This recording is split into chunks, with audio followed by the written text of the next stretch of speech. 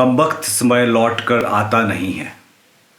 कमबख्त समय लौट कर आता नहीं है। ये दिल है हजारों गलतियां करने के बावजूद पछताता नहीं है।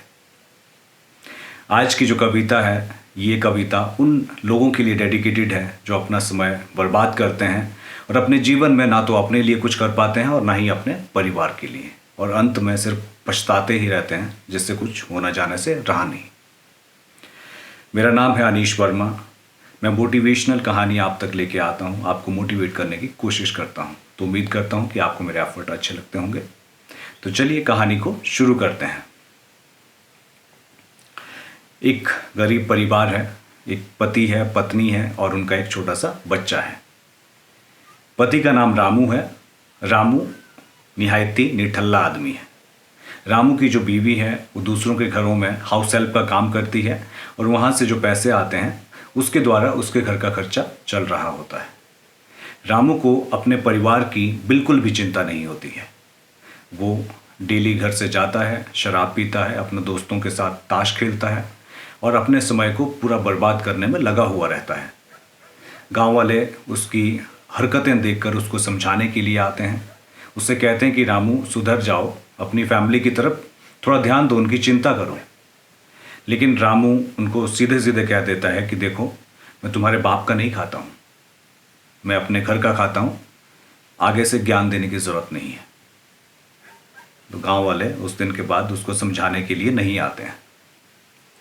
घर की हालत ऐसी है कि अगर उसकी बीवी एक दिन भी अगर काम करने के लिए नहीं जाएगी तो उसके घर में खाने के लाले पड़ सकते हैं। दुनिया में एक दिन एक महामारी आ जाती है जिसे हम कोरोना वायरस के नाम से जानते हैं। कोरोना वायरस आ जाता है, सब फैक्ट्रियां बंद हो जाती हैं, सब लोगों का घर के अंदर रहना शुरू हो जाता है, लोग काम पे नहीं जाते हैं। तो वैसा ही उसकी बीवी के साथ भी होता है। जहाँ पे वो काम करती हैं वो मालिक मना कर देता है कि यहाँ पे आने की ज़रूरत नहीं है, क्योंकि जो कोरोना वायरस है वो स्प्रेड होने वाली बीमारी थी। वो काम पे जाना बंद कर देती है। अब उसके बच्चे को कोरोना वायरस हो जाता है। रामू अपने बच्चे की कंडीशन को देखता है जो डे बाई डे बहुत ज़्यादा ख़राब हो रही होती है। रामू अपने गांव के दोस्तों के पास जाता है और उनसे कहता है कि मुझे थोड़े से पैसे दे दो, मेरे बच्चे को मुझे हॉस्पिटल में दिखाना है। लेकिन गांव वाले सीधा सीधा मना कर देते हैं कि देखो भाई, हमारा कुछ काम ही नहीं चल रहा है, सारी चीज़ें बंद हैं। तो ये बहाना देके उसको मना कर देते हैं। लेकिन उसकी बीवी जहाँ पे वो काम करती है वहाँ से थोड़े बहुत पैसे लेके आती है और वो अपने बच्चे को हॉस्पिटल लेके चले जाते हैं।